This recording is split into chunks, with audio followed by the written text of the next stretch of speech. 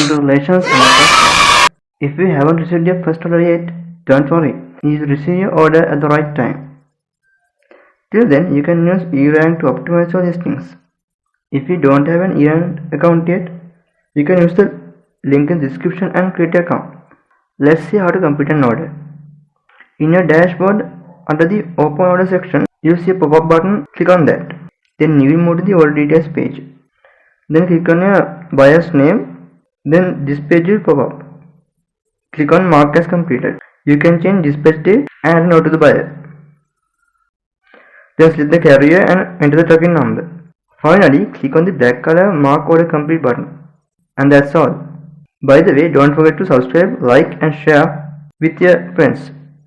Thank you. Stay awesome, guys.